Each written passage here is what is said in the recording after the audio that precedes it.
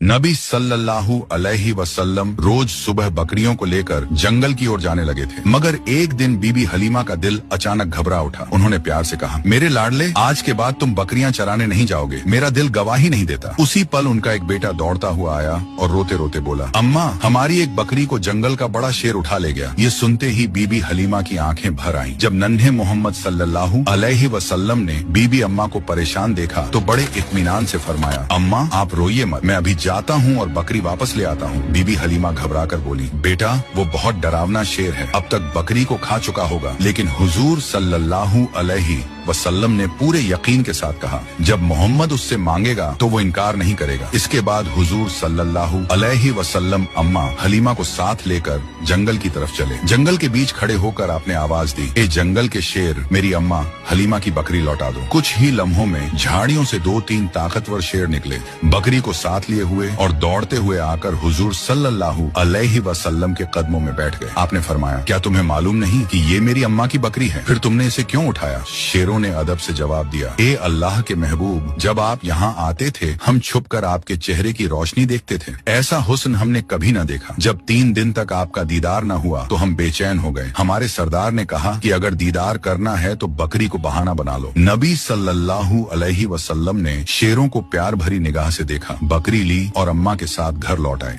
जब यह वाकया लोगों तक पहुंचा तो हर तरफ हैरत फैल गई। लोग कहने लगे, हलीमा का 3 साल का बेटा शेर से बकरी वापस ले आया। सब समझ गए कि यह कोई मामूली बच्चा नहीं है। इस तरह बचपन से ही नबी सल्लल्लाहु अलैहि वसल्लम की शान और पहचान बढ़ती चली गई। उसी दौरान एक दिन रेगिस्तान की हवा कुछ बदली बदली सी थी। बीबी हलीमा की झोपड़ी के पास बच्चे खेल रहे थे और नन्हे मोहम्मद सल्लल्लाहु अलैहि वसल्लम भी उनके साथ मासूमियत से खेल रहे थे। अचानक खेलते खेलते आपका चेहरा सफेद पड़ गया और आप जमीन पर गिर पड़े। उसी वक्त आसमान से 2 फरिश्ते उतरे। उनके हाथों में चांदी का तसला था जिसमें बर्फ और झमझम पानी भरा हुआ था। उन्होंने नरमी से हुजूर सल्लल्लाहु अलैहि वसल्लम को उठाया, लिटाया और सीना मुबारक खोला। डर के मारे बच्चे भागते हुए बीबी हलीमा के पास पहुंचे और चिल्लाकर बोले, अम्मा, मोहम्मद के साथ कुछ अजीब हुआ है। बीबी हलीमा और उनके शौहर हारिस घबराकर दौड़े और देखा कि नन्हे मोहम्मद सल्लल्लाहु अलैहि वसल्लम जमीन पर लेटे हुए हैं। आगे की कहानी जानने के लिए पार्ट 4 जरूर देखें।